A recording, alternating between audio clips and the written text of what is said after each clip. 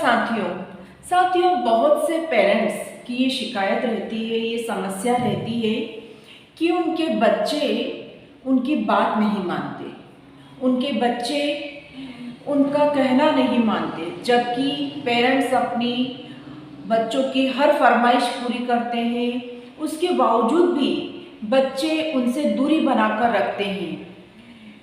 क्या करें कि बच्चे और पेरेंट्स के बीच एक अच्छी बाउंडिंग बन सके, एक अच्छी पेरेंटिंग कैसी हो। आज हम इसी विषय पर चर्चा करेंगे कि पेरेंटिंग के समय हमें कौन कौन सी खास बातों का ध्यान रखना चाहिए। सबसे मेन जो बात मैंने देखी है वो अक्सर ऐसा होता है कि घर में जब दो भाई बहनों के बीच में झगड़ा होता है या भाई भाई के बीच में झगड़ा होता है, तो पेरेंट्स ये गलती करते हैं कि उनके झगड़े को समझने की बजाय जो छोटा बच्चा रहता है उसका साथ दे देते हैं और बड़े बच्चे को हमेशा समझाइश दी जाती है या डांट फटकार लगा दी जाती है। इससे बड़े बच्चे में हीन भावना आ जाती है और उसे ऐसा लगता है कि मेरी गलती न होने पर भी मुझे डांट डपट पड़ी, मुझे इसके कारण मेरी इंसल्ट हुई, मेरे भाई या बहन के कारण हमेशा मम्मी पापा की मुझे डांट खाना पड़ती है। और ऐसा होने से बड़े बच्चे में छोटे भाई बहन के प्रति चिढ़ होने लगती है, ईर्ष्या होने लगती है और भाई बहन के बीच में भी एक दूरी आ जाती है। इसलिए पेरेंट्स को ऐसी गलती कभी नहीं करना चाहिए। झगड़े में जिसकी भी गलती हो, डांट हमेशा उसी को लगाना चाहिए। यदि हम छोटे बच्चे को शह देते हैं या उसी का हमेशा साथ देते हैं तो उसे लगता है कि मैं जो भी गलती करूँगा मम्मी पापा तो हमेशा मेरा ही साथ देंगे और उसे शह मिलती जाती है और बड़े बच्चे में ईर्ष्या पनपती जाती है। इसलिए पेरेंटिंग में कभी भी ऐसी गलती नहीं करें। आप सही जजमेंट करें और एक अच्छा जज साबित हों। दूसरी जो महत्वपूर्ण बात देखी गई है वो ये है कि पेरेंट्स अपने बच्चों की दूसरे बच्चों से तुलना करते हैं कि देखो पड़ोस में जो बच्चा है उसके इतने नंबर आए हैं, इतने परसेंटेज आए हैं, तुम्हें भी ला कर दिखाना है। देखो वो ये काम करता है, उसमें ये टैलेंट है, तुम में तो कोई टैलेंट नहीं है, तुम्हें ये करना है। जिस प्रकार हमारे हाथ की पांचों उंगलियां बराबर नहीं होती है, ठीक उसी प्रकार इस धरती पर कोई भी इंसान एक समान नहीं होता है। हर बच्चे में, हर व्यक्ति में अलग अलग क्वालिटी होती है, अलग अलग कैपेसिटी होती है। इसलिए पेरेंट्स को कभी भी अपने बच्चों की दूसरे बच्चों से तुलना नहीं करना चाहिए। हाँ, ये जरूर है कि अपने बच्चे में जो भी कैपेसिटी है उस कैपेसिटी को बढ़ाने के लिए प्रयास करना चाहिए। यदि उसमें कोई टैलेंट है तो उस टैलेंट को बाहर निकालने का प्रयास करना चाहिए। उस टैलेंट को ऐसा अवसर प्रदान करना चाहिए कि उसका टैलेंट बाहर निकल कर आए, किंतु दूसरे बच्चों से उसकी तुलना कतई नहीं करना चाहिए। अपने बच्चों के अच्छे दोस्त बने ताकि वे आपसे अपनी राज, अपना सुख, अपना दुख, अपनी परेशानी, अपने जीवन से जुड़ी कोई भी घटना निडर होकर बता सकें।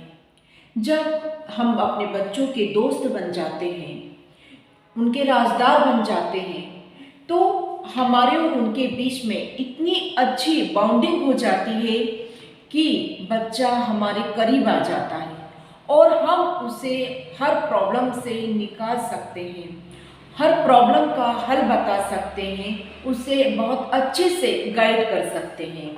इसलिए कभी भी अपने बच्चों के लिए एक अच्छा दोस्त साबित हो। एक बात और देखी गई है कि कुछ पेरेंट्स अपनी इच्छाएं और अपने सपने अपने बच्चों पर थोपते हैं। वो ये सोचते हैं मैं डॉक्टर नहीं बन पाया तो क्या, मैं अपने बेटे को डॉक्टर बनाऊंगा। अरे मैंने आईएएस की तैयारी नहीं की थी मैं आईएएस नहीं बन पाया, लेकिन मैं अपने बेटे को आईएएस बनाऊंगी। इस तरह के सपने कभी नहीं पालना चाहिए, क्योंकि आप उसे आईएएस बनाना चाहते हैं, लेकिन हो सकता है कि वो आईएएस नहीं बनना चाहती है, वो इंजीनियर बनना चाहती है या फिर वो डॉक्टर बनना चाहती है। इसलिए अपनी इच्छाएं और अपने सपने बच्चों पर न थोपे। उन्हें उनकी क्या इच्छा है, उनके क्या सपने हैं, उस दिशा में उन्हें आगे बढ़ना दें। यदि वो उस दिशा में आगे बढ़ेंगे तो निश्चित ही वो बहुत ही बेहतर कुछ साबित कर पाएंगे। एक जो महत्वपूर्ण बात देखी गई है, अक्सर देखा गया है कि कुछ पेरेंट्स अपने बच्चों पर टैग लगा देते हैं। वो कैसे? वो ऐसे, अरे तुम बहुत डरपोक हो, अरे तुम तो बहुत लेजी हो, अरे तुमसे कुछ काम नहीं बनता, अरे तुम कुछ नहीं कर पाओगे। इस तरह से टैग लगाने से बच्चों के दिलो दिमाग में ये बात बैठ जाती है कि हाँ मैं लेजी हूँ, हाँ मैं डरपोक हूँ, मैं जीवन में कुछ नहीं कर पाऊंगा, और वो जीवन भर उस कटघरे से बाहर नहीं निकल पाता है। इसलिए आप अपने बच्चों पर इस तरह का कोई भी टैग न लगाएं कि वो जीवन भर वैसा ही बना रहे। अपने बच्चों के बारे में वो बात कहें जो आप अपने बच्चों को बनाना चाहते हैं। नहीं, तुम्हें कॉन्फिडेंस आना चाहिए, कॉन्फिडेंस लाओ, स्मार्ट बनो, डरपोक नहीं बनो। यदि हम ऐसा कहेंगे, ऐसा कुछ बोलेंगे तो ज़्यादा बेहतर होगा। बच्चे को अपने घर परिवार और अपनी फैमिली की स्थिति से जरूर अवगत कराएं, ताकि वो जीवन में कोई भी गलत स्टेप न उठा सके। उसे अपने घर की, परिवार की आर्थिक स्थिति का, सामाजिक स्थिति का पूरा ध्यान होना चाहिए। अक्सर ऐसा होता है कि बच्चे जब स्कूल से कॉलेज में जाते हैं तो यार दोस्तों की संगति में आकर, बहकावे में आकर बिगड़ जाते हैं या कोई गलत स्टेप उठाने लगते हैं। किंतु यदि हम उन्हें शुरू से ही अपने घर परिवार की स्थिति का ज्ञान कराते रहेंगे तो वो निश्चित ही कोई भी गलत कदम नहीं उठाएंगे, या फिर कोई गलत कदम उठाएंगे तो उन्हें अपनी फैमिली का, अपने परिवार का ध्यान जरूर आएगा। इसलिए हमेशा अपने बच्चों को अपनी आर्थिक स्थिति का, अपनी सामाजिक स्थिति का, अपनी पारिवारिक भूमि का ज्ञान जरूर कराना चाहिए, ताकि वो जीवन में कोई भी गलत स्टेप ना उठाएं।